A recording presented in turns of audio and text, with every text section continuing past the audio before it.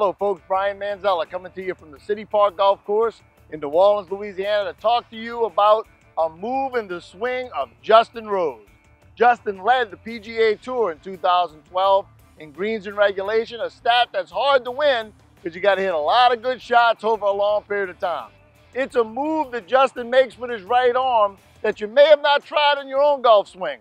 It's certainly worth a look, and I'm going to show you what it is. There's no doubt that one of the most talked about parts of the golf swing is the release, or the move the golfer makes pre-impact, to impact, and through impact with their arms and hands and club. But you rarely get to see this movement of the arms, hands, and club through the ball from what the teachers call the up the line view, or the view you have if I aim toward the camera. I think this is a very important view to view a release, especially the move that Justin Rose makes with his right arm. So here I am aiming just to the right of the camera lens, make a backswing and get into position you see all the great players in pre-impact. Right shoulder lower than the left, hips and chest a little open, right elbow pretty darn bent, and as you look at me from this view, definitely my right arm visible under my left arm. What Justin does is, after he rotates a little bit more, gets the club face where he needs it to be at impact, as he goes past the ball, he almost hyperextends his right arm. So now as you look at me from the up the line view, or even if you look from a good down the line view of Justin Rose, you'll see that his right arm has gone from completely under his left to completely on this side, the ball side, the target line side of his left arm.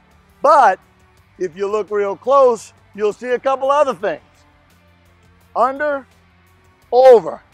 Really haven't flipped my left wrist any, and I certainly don't have my right hand rolled over the top of my left. I promise you that if you work on what I call basically a rock skipping attitude, where you're in here, if I took this ball and I was gonna skip this golf ball like a rock past the camera, you can see how my body is open, my right shoulder is low, my right forearm is really low, and then as I throw this ball past the camera, I'm gonna extend my right arm.